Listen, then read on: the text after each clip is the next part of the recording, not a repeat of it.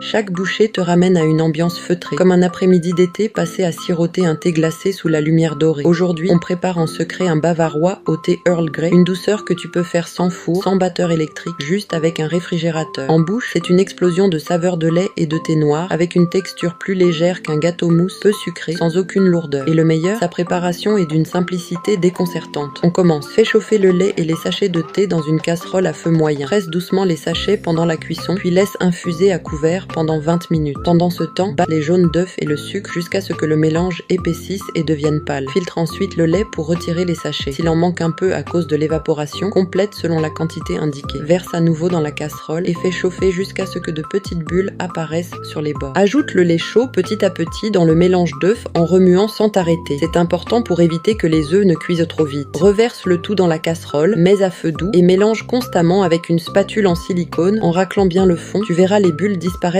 peu à peu et la texture épaissir. Dès qu'elle nappe ta spatule et que le trait de ton doigt reste net, retire du feu. Continue à remuer un peu pour refroidir. Filtre, puis ajoute la gélatine ramollie à environ 55 degrés Celsius. Mélange jusqu'à ce qu'elle soit complètement fondue. Monte la crème jusqu'à ce qu'elle soit onctueuse et dense, puis incorpore-la à ta crème au thé. Verse dans un moule de 6 pouces, lisse bien la surface et place au réfrigérateur toute la nuit. Le lendemain, décore comme tu veux. Fleurs séchées, poudre de cacao ou copeaux de chocolat. Résultat, un dessert au parfum intense de thé au lait, à la fois aérien, fondant et soyeux. Le bavarois est plus léger qu'un pudding, plus délicat qu'un gâteau mousse et fond littéralement dans la bouche. Si tu es fan de thé, ce dessert est fait pour toi. Si tu as aimé, propose-moi de nouvelles recettes pour la prochaine.